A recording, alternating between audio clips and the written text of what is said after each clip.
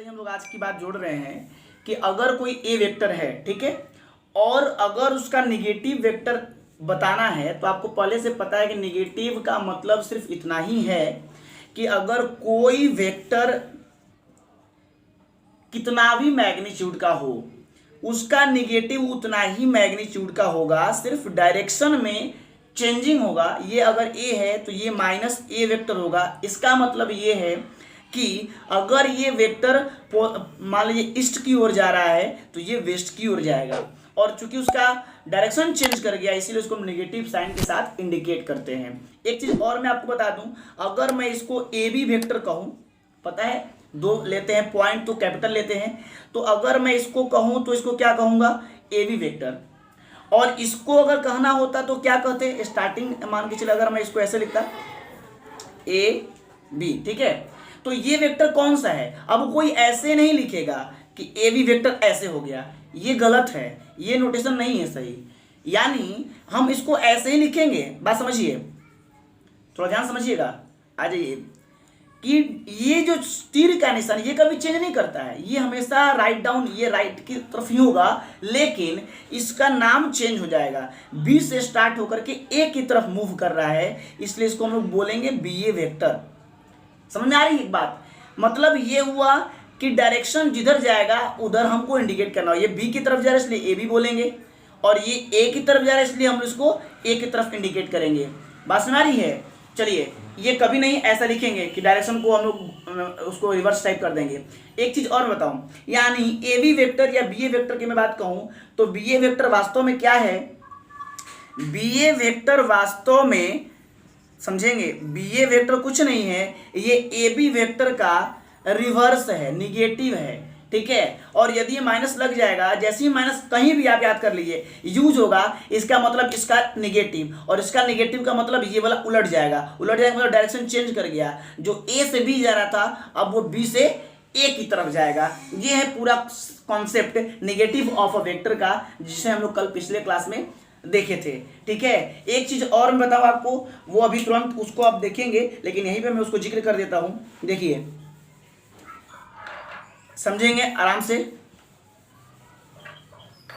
देखिए, देखो किसका भाई माइक ऑन है, ऑफ कर दो। ये देखोगे ध्यान से, ये अगर मैं कहूं कि ए वेक्टर का ये निगेटिव है ना, ये भी निगेटिव कहलाएगा। देखो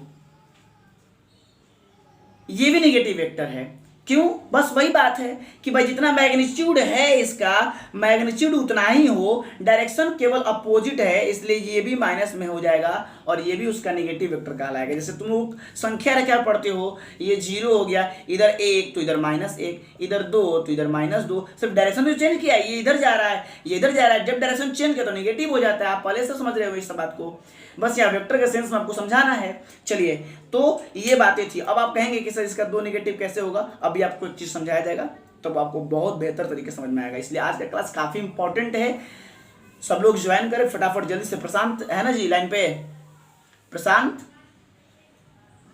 आकाश देखो जी, वो उसको बोल दो, इसलिए वो था अभी थोड़ी देर पहले।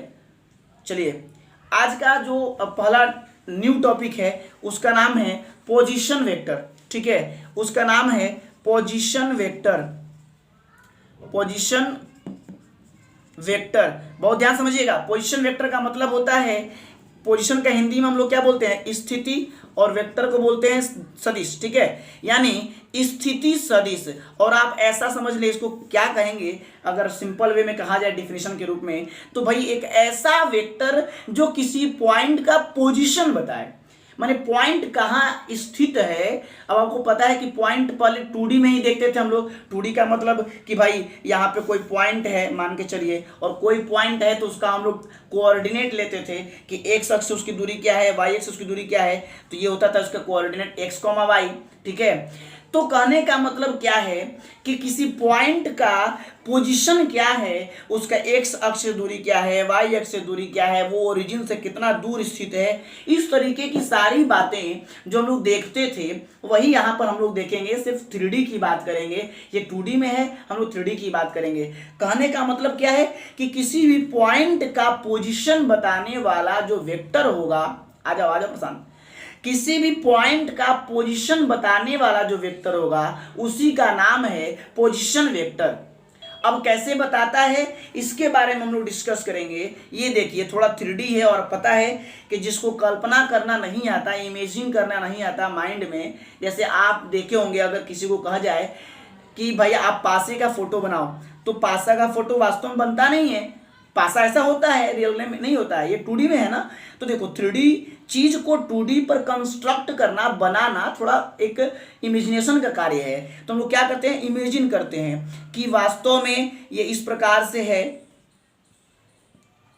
आप समझ रहे होंगे मैं जो कह रहा हूं। ये इमेजिन किया था कि ये लग रहा है ऐसे है, 3D वाला चीज को 2D में लेफ्ट करके दिखाया गया, थोड़ा स्लाइड करके, ताकि स्पष्ट समझ में आ जाए। तो इमेजिन करना काफी जरूरी है, क्योंकि हम जो बता रहे हैं वो सब आर्ट्स का काम इमेजिनेशन पे ही होगा। ठीक है, चलिए तो मेरा काम है पोजीशन वेक्टर बताना। तो पोजीशन वेक्टर 3D पर एक चीज देखेंगे हम लोग। 3D देखिए क्या होता है, मान के चलिए ये आप ऐसे दिखाएंगे, ये आपको पता है ये वाला ऐसे नहीं है, ये वास्तव में ऐसे है, मतलब ये सामने है। ठीक है, पता है XYZ। आप किसी अपने घर के कॉर्नर वाले पॉइंट को देखिएगा, कोना वाला बिंदु को, वहां से एक आपको मकान का लाइन ऐसे गया होगा, दीवार एक ऐसे गया होगा, एक सामने ऊंचा उठा हुआ होगा। तो जो ऐसे गया होगा वो लंबाई, एक ऐसे गया चौड़ाई, और जो सामने खड़ा होगा दीवार वो ऊंचाई। ठीक है, कोना से आप पता लगा सकते हैं, तो पता चलेगा कि आपका घर सही में 3D है। ठीक है, कोई भी चीज जो आप हाथ में ले सकते हैं, रियल में आप उसको उठा सकते हैं, तो वो सारी चीजें 3D हैं। और जिस चीज को हम लोग केवल बोर्ड पर ही बना सकते हैं उसको हम लोग 2D बोलते हैं। ठीक है, जैसे आयत, आयत को बोर्ड पर ही बना सकते हैं, आयत को उठा देंगे इसका मतलब वो आयत नहीं है, वो घनाभ है। ठीक है, आगे अब समझिएगा। और ये 3D में कोई पॉइंट है, आप देखिए पॉइंट को हम कहाँ लिखेंगे, पॉइंट मान लीजिए आपको ऐसे यहाँ पर है, तो इस चीज को कैसे दिखाएंगे, यहाँ पे हवा में कैसे दिखाएंगे आपको, तो इस चीज को हम लोग थोड़ा सा स्लाइड कर दिए, चलिए भाई ये पॉइंट यहाँ पर आ गया, मान के चलिए ये पॉइंट है यहाँ पे, आपका इमेजिन करना किया जाता है। अगर ये पॉइंट 3D में है तो जैसे 2D में x, y होता है, तो 3D में क्या दिखाएंगे, x, y, z। ठीक है, यानी इस पॉइंट का x से भी कुछ डिस्टेंस होगा, y से भी कुछ डिस्टेंस होगा। अपने घर के बीच में कोई बिंदु है, ना जमीन पर है ना किस दीवार से सटा हुआ है, और उस पॉइंट को आप इंडिकेट कर रहे हैं, नोटेट कर रहे हैं, उसको दिखा रहे हैं, सूचित कर रहे हैं। तो कैसे दिखाएंगे कि किसी दीवार से उसका दूरी x होगा, किसी से y होगा और किसी से z होगा। तो उस पॉइंट का कोऑर्डिनेट x, y, z होगा। आप 11th क्लास में एक्सरसाइज 12 पढ़े होंगे। ठीक है, इसमें मुझे ज्यादा कहने की जरूरत नहीं है। आगे तो मेरा ये आज का यही टॉपिक है कि ये अगर पॉइंट 3D में एस्टैब्लिश्ड है, स्थित है, सिचुएट है, तो कहने का मतलब इसका पोजीशन बताने वाला वेक्टर पोजीशन वेक्टर कहलाता है। ठीक है, और एक चीज और, पोजीशन वेक्टर में एक शर्त है कि वो हमेशा हमेशा ओरिजिन से ही स्टार्ट होगा। कहां से स्टार्ट होगा, ओरिजिन से। ओरिजिन का कोऑर्डिनेट क्या होता है सबको पता है, 0,0,0, x भी 0, y भी 0, z भी 0। आगे अब ये देखिए, ये ओरिजिन से स्टार्ट होता है और जिस पॉइंट को दिखाना है वहां तक वो वेक्टर जाता है। एक डायरेक्शन बता रहा ना कि वेक्टर है, इसमें मैग्नीट्यूड और डायरेक्शन है, इसलिए वेक्टर है। ठीक है, तो ये वेक्टर पोजीशन वेक्टर कहलाएगा। यानी अब पूरा डिफिनेशन लिखा गया है आपको कि the vector whose initial point is origin, एक ऐसा वेक्टर जिसका इनिशियल पॉइंट 0 हो, उसको उस पॉइंट का हम लोग पोजीशन वेक्टर के नाम से जानते हैं। एक चीज और, अब इसको क्या बोले, ये कौन वेक्टर है, ये है ओपी वेक्टर। ओपी वेक्टर का मतलब पी के तरफ डायरेक्शन है और उसका नाम ओपी है। ठीक है, तो ये हो गया आपका पोजीशन वेक्टर। अब हम लोगों को एक बात ध्यान रखना होगा, और एक चीज मैं कहूंगा आपको कि ये यहां से यहां तक ये वेक्टर जो है इसकी कुछ ना कुछ लंबाई होगी, और वो लंबाई कैसे निकालते हैं अभी आपको बताया गया कि लंबाई मतलब उसका मैग्नीट्यूड, और मैग्नीट्यूड मतलब मोड। और मोड को हमेशा, एक बात और, पोजीशन वेक्टर को हम लोग आर वेक्टर भी डिनोट करते हैं। ठीक है, याद रखेंगे, रिजल्टेंट भी कह सकते हैं इसको आप। पोजीशन वेक्टर या तो 2 लेंगे तो कैपिटल लेटर, 1 लेंगे तो स्मॉल लेटर, पहले से पता है। एक चीज और, ओपी वेक्टर लिखें या किसी का पोजीशन वेक्टर को हम लोग आर से डिनोट कर सकते हैं, जनरली, प्राय, अधिकांशतः। ठीक है, अच्छा, तो अगर इसका लंबाई की बात करें तो वो इसका मैग्नीट्यूड होगा, जो इसको मॉड्यूलस लगा करके दिखाया जाएगा। या इसको हम ऐसे भी कह सकते हैं कि आर का मॉड्यूलस, ठीक है, आर का मैग्नीट्यूड जो होगा वही इसकी लंबाई होगा। और पता है कि जब हम लोग मैग्नीट्यूड निकालते हो तो डायरेक्शन, साइन सब कुछ हट जाता है, सिंपली वो एक लेटर हो जाता है, यानी आर इसका मैग्नीट्यूड है। ठीक है, कोई दिक्कत नहीं है। आगे तो यहाँ पे एक चीज लिख दिया जाएगा कि P का पोजीशन वेक्टर क्या होगा, तो यानी कि मैं अगर लिखूं अगर कि पोजीशन वेक्टर, ठीक है, position vector of point P is क्या होगा, OP वेक्टर या R वेक्टर, यानी P पॉइंट का पोजीशन वेक्टर को OP, देखिए O दिखा तो समझ जाइए कि ओरिजिन, अब P कोई पॉइंट है इसलिए OP वेक्टर हमेशा एक पोजीशन वेक्टर को बतलाएगा। अब आप समझ रहे होंगे कि अब पोजीशन की बात जहां होगी, मैं 2 बार रिपीट इसलिए कर रहा हूं, ये कॉन्सेप्ट बहुत जरूरी है, ठीक है। हमेशा क्वेश्चन देगा इसका पोजीशन वेक्टर फाइंड कीजिए, इसका यूनिट वेक्टर फाइंड कीजिए, ठीक है। तो पोजीशन वेक्टर का मतलब किसी पॉइंट का ओरिजिन से स्टार्ट होने वाला वेक्टर, ठीक है। आगे बढ़ते हैं हम लोग। इसके बाद आता है आपको कि अगर पोजीशन वेक्टर की अगर हम बात करें तो इसका मैग्नीट्यूड होता कितना है। अभी तो ये पता चला कि हम डिनोट कैसे करते हैं, आर से करते हैं, या उसको हम आर का मॉड दिखा देते हैं या ओपी का मॉड दिखा देते हैं, लेकिन इसका वैल्यू कैसे निकालते हैं। तो आप 11th क्लास पढ़े हुए हैं, मुझे कहना नहीं चाहिए 2 बिंदु के बीच की दूरी आप कैसे निकालते थे। आपको पता है x2 - x1 का होल स्क्वायर, y2 - y1 का होल स्क्वायर, z2 - z1 का होल स्क्वायर और रूट चढ़ा देते थे। ये आपका 2 बिंदु के बीच का दूरी निकालने का एक सूत्र था। तो ये वेक्टर में 2 पॉइंट हैं, इसके बीच का दूरी निकालना। और आपको ये भी पता है कि अगर ये x1 y1 0 0 0 है तो घटाने की जरूरत ही नहीं है, तब डायरेक्ट हम लिख सकते हैं कि तब तो इसका जो मॉड्यूलस है, इसका जो मॉड है, इसका जो मैग्नीट्यूड है वो कितना होगा, वो होगा x में से 0 घटाएंगे x, y में 0 घटाएंगे y, z में 0 घटाएंगे z। यानी याद रखेंगे पोजीशन वेक्टर का अगर मॉड्यूलस निकालने के लिए कहता है, अगर मैग्नीट्यूड फाइंड करने के लिए कहता है, इसको हम लोग क्या बोलते हैं, मैग्नीट्यूड, ठीक है। मैग्नीट्यूड परिमाण जो कहा जाए निकालने के लिए कहता है, तो सिंपल वे में आप याद रखें कि x y z इन तीनों को स्क्वायर करके हम लोग रूट निकाल देंगे, जोड़ करके रूट निकाल देंगे, तो ये हमारा उसका क्या निकल जाएगा, पोजीशन वेक्टर का मैग्नीट्यूड निकल जाएगा। कोई दिक्कत, कोई कष्ट, कोई परेशानी नहीं है। आगे बढ़ते हैं। एक चीज और मैं बता दूं, चलिए बहुत काम करेगा, अभी मैं बहुत बार इसको यूज करूंगा।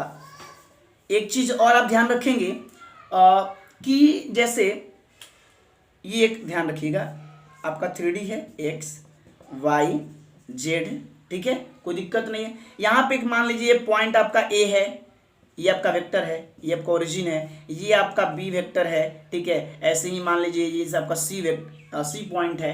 तो कहने का मतलब अगर ये ए पॉइंट है तो इसको हम लोग क्या बोलेंगे, कौन वेक्टर, ओ ए वेक्टर, और इसका पोजीशन वेक्टर को हम क्या बोलेंगे, स्मॉल ए से।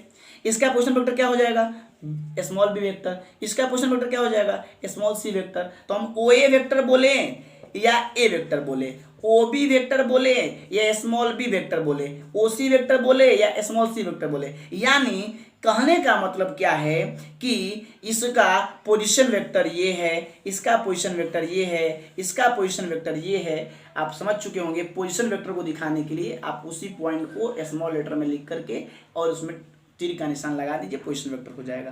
अब देखिए, अब इसके बाद जो सबसे इंपॉर्टेंट, सबसे बेहतरीन और बहुत सारे प्रश्न वहाँ से उठते हैं, आते हैं, पूछते हैं, तो आप उसको ध्यान से सुनेंगे, उसका फिगर को इमेजिन करेंगे माइंडली, ठीक है। मैं प्रयास करता हूँ अच्छी प्रकार से समझा सकूँ, ठीक है। एक बात ध्यान रखिए, बहुत मेहनत करना पड़ रहा है। बहुत मेहनत का मतलब थ्योरी को लिखना फिर से आपको, और पता है मैं स्पष्ट कह रहा हूँ, अगर 31 जुलाई के शाम तक पैसा नहीं आया तो 1 अगस्त से किसी का कोई, बात समझ लिया स्पष्टतः, किसी का कोई कंसेशन नहीं चलेगा। बस फीस जमा तो 1 तारीख को क्लास ओपन, वरना क्लास उसी दिन से बंद हो जाएगा। आपके लिए उतना ही सेवा था, ठीक है। याद रखेंगे, कोई भी हो, किसी तरह का हम बहाना नहीं सुनेंगे। आपको मैंने कुछ नहीं बोला था, बस मैं याद दिला रहा हूँ। आप याद रखिए 31 July is the last date, ठीक है। उस दिन तक आप सभी का 3000 रुपये से कम 1 रुपया भी कम होगा तो मैं नहीं मानूंगा, क्योंकि मैं समझ रहा हूँ इस कंडीशंस को, ठीक है। इसलिए मुझे मजबूरी है, मैं किसी का कोई मेरे से रिक्वेस्ट भी करने नहीं आएगा, क्योंकि मैं इतना समय दिया है। आप लोग कहीं से जुगाड़ कीजिए, जिसका भी दिक्कत हो, चाहे वो पुराने हो, वो नए हो, कोई भी हो, मैं सबको कह रहा हूँ, ठीक है। इसलिए कि मेहनत कर रहा हूँ तभी मैं कह रहा हूँ, नहीं तो मैं अगर औरों की तरह किसी तरीके से काम चलाना होता तो मैं आपके लिए ये लिखता नहीं बैठ करके दिन भर, समझ गए। ये फिर से फिगर बनाना, फिर से आपको, क्यों, क्योंकि मेरे पास जो फोटो था, चूंकि आरा में ही कॉपी है, फोटो वहां से आया, वो भी मेरे पास कॉपी नहीं है, लड़के के पास है। किसी का माइक ऑन है, बंद कर लेगा, इसका नाम है जी डायरेक्शन कोसाइन। ठीक है, टाइम ऑफ होगा तो फिर से हम चालू करेंगे। तो लग रहा है कि डायरेक्शन कोसाइन ही हो पाएगा, लेकिन हो पाएगा ना, डायरेक्शन कोसाइन ही हो पाए। चलिए कोशिश करते हैं, डायरेक्शन कोसाइन। ठीक, अब आप समझ रहे होंगे कोसाइन, कॉस तो पहले से पढ़े हुए जी, पहले से ही कॉस पढ़े हुए हैं। कॉस का पूरा नाम कोसाइन होता है, उसी में एस लग गया है, कोसाइंस हो गया है। ठीक है, यानी दिक, डायरेक्शन को क्या बोलते हैं, दिशा। दिशा को हम लोग हिंदी में दिक भी बोलते हैं, क्या बोलते हैं, दिक। और कोसाइन को क्या बोलते हैं, को जया। जया साइन को बोलते हैं और कोसाइन को को जया बोलते हैं। और एस लगा तो को ज्याएं कर देंगे, मतलब दिक को ज्याएं क्या है आपको ये पढ़ना है। ठीक है, चलिए इसके लिए आपको सबसे पहले वही 3D एक फिगर बनाना पड़ेगा। मैं 3D फिगर बना रहा हूँ, आप लोग उस चीज़ को बड़ी ध्यान समझिएगा। चलिए सबसे पहला चीज़ आपको समझने के लिए मैं दिखा रहा हूँ। चलिए जी, ये देखिए आपका है x, ये है आपका y, ये है आपका z, सब कुछ समझ रहा होगा। चलिए जी, अब मैं क्या कर रहा हूँ, एक चीज़ उसको आप आराम से समझने का प्रयास कीजिए। ये मैं इमेजिनेशन दिखा रहा हूँ आपको, एक 3D दिखा रहा हूँ इसमें।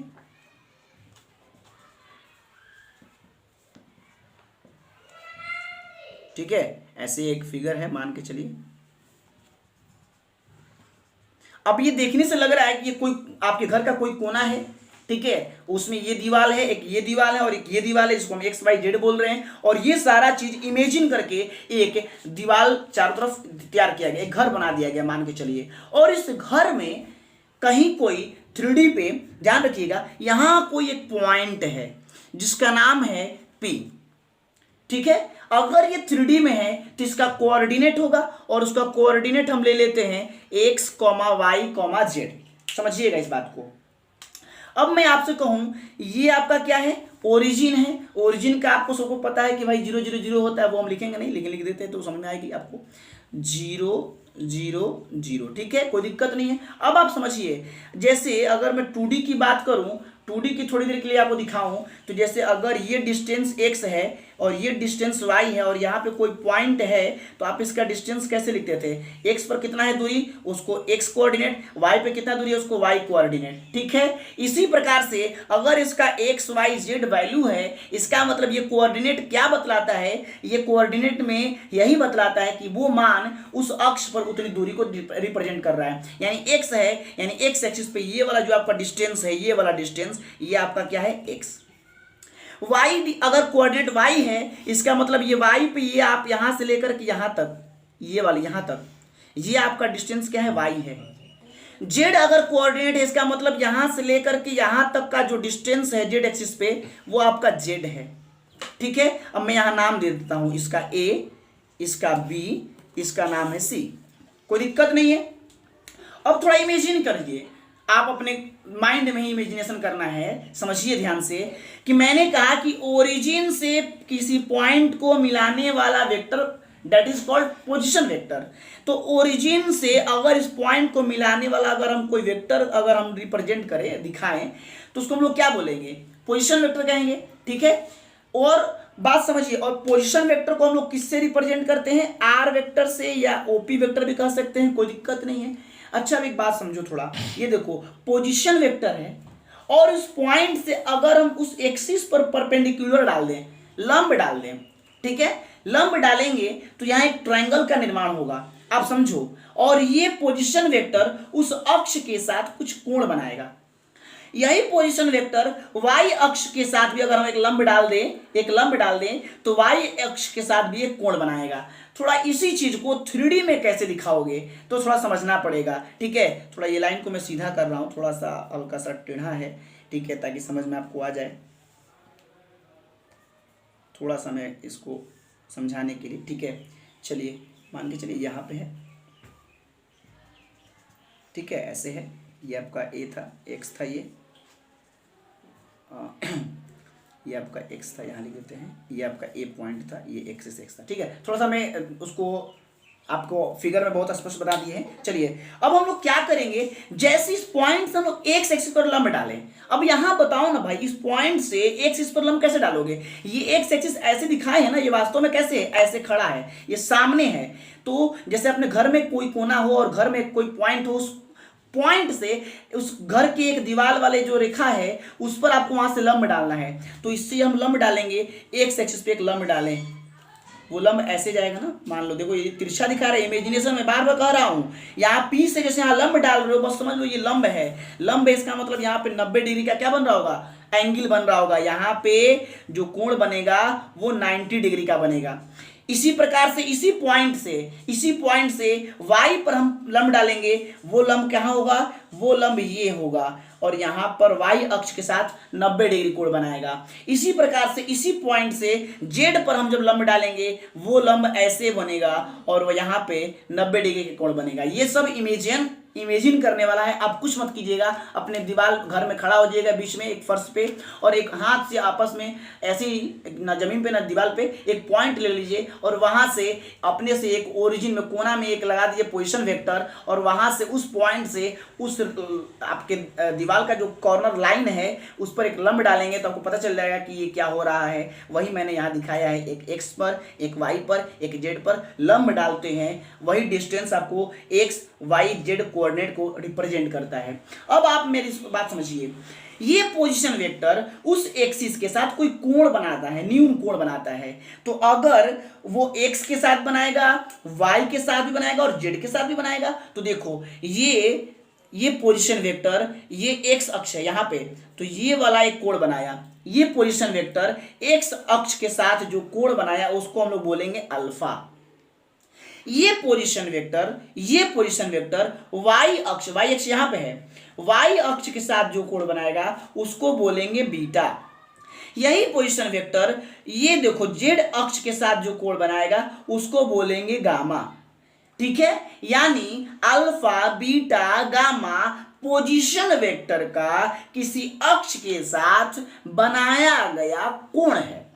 बात समझिए, पोजीशन वेक्टर का एक्स के साथ बनाया गया कोण अल्फा, वाई के साथ बनाया गया बीटा और जेड के साथ बनाया गया कोण है जो गामा। ठीक है, अब एक बात समझिए, मैं जो कह रहा हूं ये पूरे फिगर को अगर मैं थोड़ा सा बस एनालाइज करने के लिए समझने के दृष्टिकोण से अगर दिखाऊं तो ये बताइए, ये पोजीशन वेक्टर आपका ओपी है और पी से एक्स एक्सिस पर एक लंब डाला गया। क्या इस चीज को एनसीईआरटी के मुताबिक हम लोग ऐसे रिप्रेजेंट कर सकते हैं कि ये आपका ओरिजिन है, ये आपका पोजीशन P है, ये आपका पोजीशन वेक्टर OP है और यहां से एक क्या डाला गया है, लंब डाला गया है। आप समझेंगे क्या डाला गया है, लंब डाला गया है, 90 डिग्री का कोण बनाया गया है और ये अक्ष जो है वो आपका एक्स एक्सिस है। ठीक है, एक्स एक्सिस है और ये पोजीशन वेक्टर एक्स अक्ष के साथ अल्फा कोण बना रहा है। मतलब यहां जो बन रहा है ट्रायंगल उसको हम निकाल करके अलग से एक फ्रेश फिगर दिखा दिए कि यहां पर यही घटनाएं घटी हुई हैं। ऐसे ही वाई के साथ भी घटा हुआ है, यहाँ पे एक ट्रायंगल बना हुआ है, यहाँ पे ऐसे ही जेड के साथ भी एक ट्रायंगल बना हुआ है। तो हम केवल एक्स वाला आपको रिप्रेजेंट कर रहे हैं। अब मैं अगर आपसे कहूं ये पॉइंट कौन सा नाम है, तो पी से पोजीशन वेक्टर से एक्स अक्ष पर जो लंब डाला गया है वो पॉइंट था ए, तो ये पॉइंट आपका हो जाएगा ए। और ये देखिए ओ से इस ए का डिस्टेंस क्या था, एक्स, तो हम लिख दिए इस डिस्टेंस को x। और ये ओपी वेक्टर जो था ये था आपका पोजीशन वेक्टर, इसको हम बोलेंगे r वेक्टर। अब मैं अगर आपसे पूछूं कि भाई तुम लोग 10th क्लास में त्रिकोणमिति बहुत अच्छे प्रकार से पढ़े हुए हो, उस त्रिकोणमिति से इस अल्फा का वैल्यू अगर निकालना हो या अल्फा के लिए कॉस का वैल्यू निकालना हो तो कैसे निकालेंगे? तो आप बताओ, थोड़ा सा इसमें आप फिल डाल दीजिए। इसको समझिएगा, इसको हम बोलते हैं अगर आपसे कि कॉस अल्फा बताइए, क्या बताइए, कॉस अल्फा बताइए। तो सबको पता है कि कॉस का होता है आधार बटा में कर्ण। ठीक है, और ये देखिए तो आ रहा है ना, ये वाला यहाँ पार्ट आ रहा है ना, ये वाला चलिए यहाँ तक दिख रहा है कॉपी तक, हाँ चलिए ठीक है। कॉस का क्या होता है जी, आधार बटा में कर्ण। और यहाँ पे देखो आधार का वैल्यू क्या है, x, तो हम आधार को क्या लिख देंगे, x, और कर्ण का मान क्या है, r। अब यही तुम गलती करोगे, तुम कहोगे कर्ण का मान नहीं है, कर्ण मतलब एक भुजा की लंबाई और ये तो वेक्टर है और उसकी लंबाई को हम कैसे दिखाते हैं, उसका मॉड। आप समझिए, मॉड यानी मैग्नीट्यूड ही उसके लंबाई को रिप्रेजेंट करता है, इसलिए यहां पर क्या लिखा जाएगा, कर्ण का मान क्या है, पोजीशन वेक्टर का मैग्नीट्यूड, यानी आर वेक्टर का मैग्नीट्यूड। और आर वेक्टर के मैग्नीट्यूड को मैंने कहा है आपसे कि आप इसको सिंपली आर भी लिख सकते हैं, कोई दिक्कत नहीं। अब इसके पहले पोजीशन वेक्टर वाले में, ओहो थोड़ा पॉज कीजिएगा, सुनिए थोड़ा पॉज कर लीजिए, कट गया है। हाँ जी, तो अब मैं कह रहा हूं आपको एक चीज कि यहाँ पे जो दिखाया गया है अल्फा बीटा और गामा, ये आपका क्या है, दो तीन चीजें हैं समझिएगा। अल्फा बीटा और गामा जो है, अल्फा बीटा गामा, इसको हम लोग बोलेंगे दिक कोण, माने दिशा को बताने वाला एंगल, ठीक है, डायरेक्शन एंगल बोल सकते हैं इसको हम लोग, शॉर्ट में क्या बोलेंगे, डायरेक्शन एंगल्स, ठीक है। आगे, और इस डायरेक्शन एंगल के लिए जो कॉस का वैल्यू आएगा उसी को बोलेंगे डायरेक्शन कोसाइन। कोसाइन मतलब कॉस लेना है, किसका लेना है, डायरेक्शन का लेना है। डायरेक्शन कौन बताता है, एंगल बताता है। तो याद रखेंगे, यानी अल्फा बीटा और गामा एंगल के लिए जो कॉस का वैल्यू होगा उसी को हम उस वेक्टर का डायरेक्शन कोसाइन बोलेंगे। यानी अब अगर डायरेक्शन कोसाइन निकालने के लिए कहा तो हमें क्या करना होगा कि एंगल जो दिए गए होंगे उसके लिए कॉस का वैल्यू फाइंड करेंगे और जो मान आएगा वही उसका डायरेक्शन कोसाइन कहलाएगा। तो यहाँ पर 3D में आप 3 देखे, कॉस अल्फा ऐसी फिर बीटा का निकालेंगे। तो आप पहले ये बात समझिए, कॉस अल्फा क्या है आपका, x/r, कोई दिक्कत नहीं है। चलिए जी, और r का वैल्यू सबको पता है ना, r का वैल्यू क्या होता है, √x² y² z²। मैंने अभी आपको इसके पहले बताया था, r मतलब मैग्नीट्यूड पोजीशन वेक्टर का, पोजीशन वेक्टर को हम लोग कैसे निकालते हैं, मैग्नीट्यूड √ वही distance formula x² + y² + z², ठीक है। आगे समझिए, जैसे cos अल्फा निकाले हैं तो x/r आया है, इसी प्रकार से अगर मैं कहूं कि cos बीटा क्या होगा, तो बीटा एंगल y के साथ बन रहा है, तो यहाँ x के जगह पे बेस का काम कौन हो जाएगा, y, और हाइपोटेनस तो वही रहेगा r, ठीक है। जैसे ये बना है ना वैसे वो भी बन सकता है y पर, तो ये y हो जाएगा, ये r ही रहेगा, तो cos यहाँ बीटा हो जाएगा। समझ रहे हैं ना, इस फिगर को आप समझ लीजिए फिर से एक बार। मान लीजिए ऐसे बनाएंगे तो ऐसे आएगा, मान लीजिए ऐसे, और ये आपका अगर y पर अगर x पे था, अब अगर y पे मान लीजिए परपेंडिकुलर डाला है, y पे जो परपेंडिकुलर डाला है उसका नाम b है, यहाँ पर b हो जाएगा। ये आपका ओरिजिन है, ये आपका r वेक्टर है, ये आपका डिस्टेंस y है, देखिए OB का मान y है। तो इसी प्रकार से इसको भी निकालेंगे, और यहाँ जो एंगल बन रहा है वो बीटा बन रहा है, तो फिर cos बीटा निकालेंगे, तो फिर आएगा आधार बटा में कर्ण, तो फिर आएगा आपका आधार y है और कर्ण आपका r वेक्टर का क्या हो जाएगा, मैग्नीट्यूड। तो मैग्नीट्यूड बता दिए, r का मैग्नीट्यूड मतलब r, इसलिए y/r लिखेंगे। इसी प्रकार से अगर मैं cos गामा कहूं तो वो क्या होगा, cos गामा किसके साथ बन रहा है, z एक्सिस के साथ, तो ये डिस्टेंस क्या है, z है, और आपको पता है कर्ण का मान तो वही रहेगा। यानी अब एक चीज आपको समझ जानी चाहिए कि cos अल्फा x/r, बस ये देखना अल्फा किसके साथ बनता है, x के साथ, तो x/r, बीटा y के साथ बना रहा है तो y/r, गामा z के साथ बना तो z/r। समझ रहे हैं, कोई दिक्कत नहीं है। x y z ये जो वैल्यू दिया है उसको ऊपर लिख देंगे और नीचे में उसका x y z का मैग्नीट्यूड निकाल देंगे, जो आपको यहाँ दिखाया गया √x² + y² + z²। इसको यहाँ रख देंगे या केवल r लिखे, जो भी कहें। तो हम लोग इस प्रकार से डायरेक्शन कोसाइन निकालना सीख गए। डायरेक्शन कोसाइन अब अगर निकालने के लिए कहे तो हमारा कहने का मतलब cos अल्फा, cos बीटा और cos गामा है। एक चीज और मैं आपसे कह दूं कि cos अल्फा को L से भी डिनोट किया जाता है, cos बीटा को M से डिनोट किया जाता है, और cos गामा को N से डिनोट किया जाता है। तो इस प्रकार से अगर सारी कहानी को हम अगर साफ कर दे, थोड़ा बता दे, मिटा दे, तो हम लोग फ्रेश बात करेंगे कि क्या है ये बातें। चलिए जी, थोड़ा समझेंगे पूरी तरह से बात को। 3 चीजें, पहला डायरेक्शन एंगल, ये आपका कौन कौन सा है, अल्फा बीटा गामा। अब अगर बात करें डायरेक्शन कोसाइन, डायरेक्शन कोसाइन का मतलब इसी का कॉस ले लेना है, यानी cos अल्फा, cos बीटा और cos गामा, ठीक है। और यदि मैं बात करूं कि चलिए cos अल्फा क्या है x by r, cos beta क्या है वाई बाई आर, और कॉस गामा क्या है, गामा क्या है z by r. Cos alpha को हम लोग एल से डिनोट करते हैं तो एल बराबर हो जाएगा x by r, cos beta को एम से करेंगे तो वाई बाई आर, और कॉस गामा को एन से करेंगे तो जेड बाई आर। यानी एक ये रिलेशन भी आपके सामने आ गया। याद रखेंगे एल एम एन, यानी एल का मतलब कॉस अल्फा, एम का मतलब कॉस बीटा, एन का मतलब कॉस गामा। ये आप चीज याद कर लीजिए। यानी कॉस अल्फा बीटा को यानी कोसाइन को हम लोग एल एम एन के द्वारा भी डिनोट करते हैं। यहाँ तक किसी को कोई प्रॉब्लम नहीं होना चाहिए। यहीं से एक बहुत ही इम्पॉर्टेंट थ्योरम्स नहीं है, उसको हम लोग प्रॉपर्टीज बोलेंगे, वो निकलता है जिसके आधार पे एक प्रश्न पूछा जाता है। ये देखिए, अगर मैं कहूँ इक्वेशन फर्स्ट, इक्वेशन सेकेंड और इक्वेशन इसको अगर हम थर्ड बना लें थोड़ा, ठीक है, और मैं इन तीनों इक्वेशन को स्क्वायर करके और ऐड करूं तो क्या आएगा, आप इस बात को समझिए। ठीक है, अगर मैं इस स्क्वायर करके ऐड करूंगा तो एल का स्क्वायर हो जाएगा एल स्क्वायर, इसका हो जाएगा एम स्क्वायर और इसका हो जाएगा n square. L H S को एक में जोड़ दिए। अब आर एच एस को जोड़ेंगे, इसका स्क्वायर होगा x square by r square, इसका होगा y square by r square, ये होगा z square by r square. यहाँ तक दिख रहा है, देखिए सब नीचे वाला, ठीक है।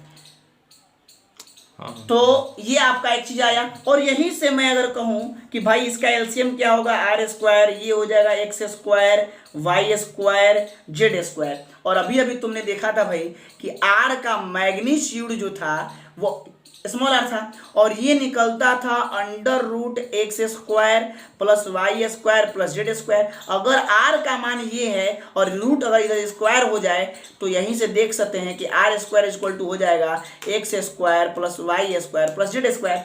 ठीक है, और वही यहाँ पर ये देखिए x square plus y square plus z square का मतलब यहाँ से हम लोग क्या लिख देंगे आर स्क्वायर। तो हम लोग इसको क्या लिख देंगे आर स्क्वायर और बटा में भी आर स्क्वायर और ये कट करके एक आ गया।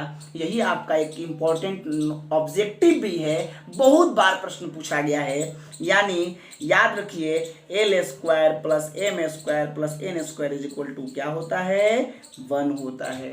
ये काफ़ी जरूरी इम्पॉर्टेंट ये नोटिस है, आपको ऑब्जेक्टिव पूछेगा पूछेगा पूछेगा। ठीक है, बहुत ज़्यादा जरूरी है। याद रखें डायरेक्शन कोसाइंस को स्क्वायर करके ऐड करने पर उसका वैल्यू 1 होता है, यानी l square plus m square plus n square equal to 1 होता है। ये सारी कहानी समझ में आ गई आपको। एक चीज और मैं बता दूं यहीं पर, अगर हमें यहां से x निकालना होगा, यहां से अगर x निकालना हो तो क्या निकलेगा, सबको निकाल लेगा, कोई दिक्कत नहीं होगा, एल आर हो जाएगा, तिरछा से गुना हो जाएगा। यहाँ से y equal to m r, z equal to n r, कोई दिक्कत नहीं है। ठीक है, बस क्रॉस मल्टीप्लाई कर देंगे हम लोग तो एक्स वाई जेड, और एक्स वाई जेड एक्स क्या है कोऑर्डिनेट है ना, एक्स वाई जेड किसी पॉइंट पी का कोऑर्डिनेट है एक्स वाई जेड।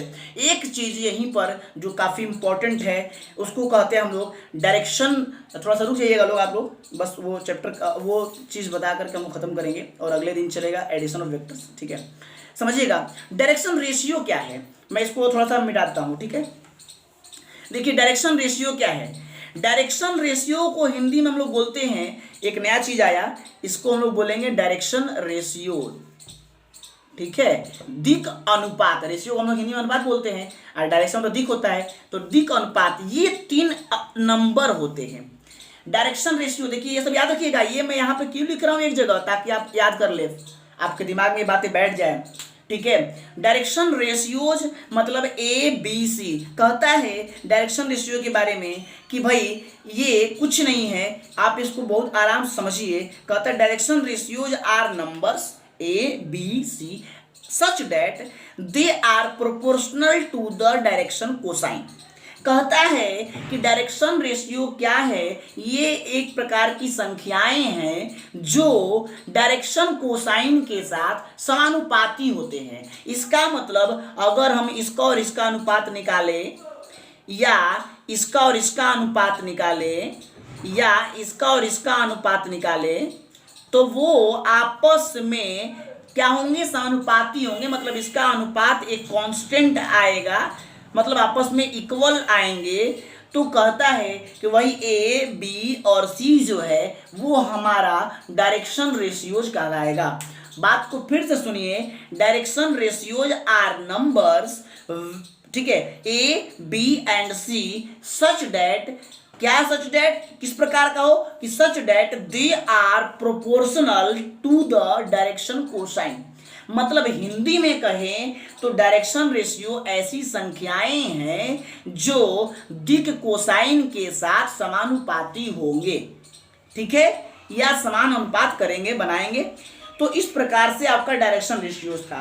अब एक चीज मैं बताऊं आपको, बड़ी ध्यान समझिएगा कि समझिए ध्यान से कि अगर कोई पॉइंट पोजीशन वेक्टर के साथ हो, मतलब जैसे यहां पर ये देखिए पॉइंट P है और ये आपका OP वेक्टर, मतलब ये पोजीशन वेक्टर है, समझिएगा, बस एक बहुत इंपॉर्टेंट चीज है।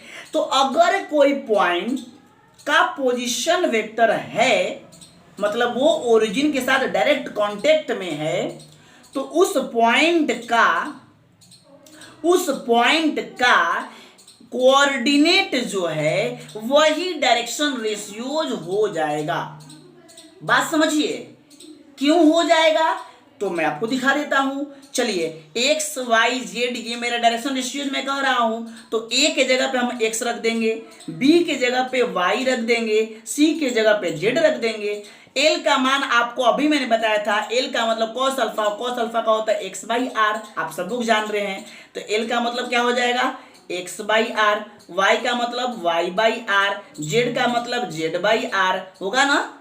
और ये देखिए एक्स से एक्स कैंसिल, वाई से वाई कैंसिल, जेड से जेड कैंसिल, आर ऊपर चला जाएगा। तो सबका रेशियो जो देखेंगे आर आर आर आएगा, यानी सब जो है वो क्या है, सारे के सारे समानुपाती हैं। मतलब ये कोऑर्डिनेट जो है वो उसके डायरेक्शन कोसाइन के साथ समान अनुपात में है, इसलिए ये कोऑर्डिनेट ही यहां पर डायरेक्शन रेशियोज हैं।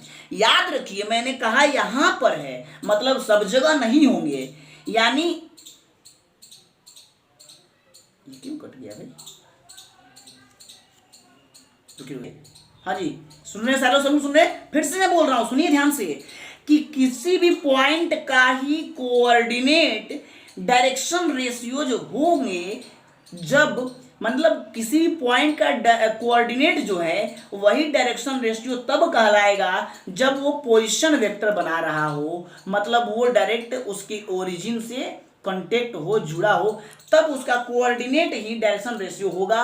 अन्यथा और किसी केस में ये डायरेक्शन रेशियोज ऐसे मतलब डायरेक्ट उसके कोऑर्डिनेट नहीं होंगे कि आपको पॉइंट दिया है एक्स वाई जेड का मान, कह देंगे कि चलो डायरेक्शन रेशियो निकालना है तो आप उसका मान निकाल देंगे, ऐसा नहीं होगा। वो तब होगा जब वो पोजीशन वेक्टर बनाएगा, ठीक है। मैंने स्पष्ट सारे चीजें नोट में डाल दिए हैं कि if P be any point and OP is its position vector then the direction ratios of that vector are their coordinates that is x y and z, ठीक है। केवल पोजीशन वेक्टर होगा तभी उसका कोऑर्डिनेट उसका डायरेक्शन रेशियो होगा, अन्यथा नहीं होगा। इसलिए डायरेक्शन रेशियो का परिभाषा सिर्फ आपको ये याद रखना है कि डायरेक्शन रेशियो 3 संख्याएं हैं, 3 ऐसी संख्याएं जो उसके डायरेक्शन कोसाइन के साथ समान अनुपात में हो, वही उसका डायरेक्शन रेशियोज कहलाता है। एक चीज मैं और आपको बता दूं कि डायरेक्शन रेशियो और डायरेक्शन कोसाइन के बीच का रिलेशन क्या है, बस अंतिम चीज है, देखिए ध्यान से। तो आपने देख लिया डायरेक्शन कोसाइन क्या, डायरेक्शन रेशियोज क्या है, ये देखिए दोनों चीज आपके सामने लिखा हुआ है।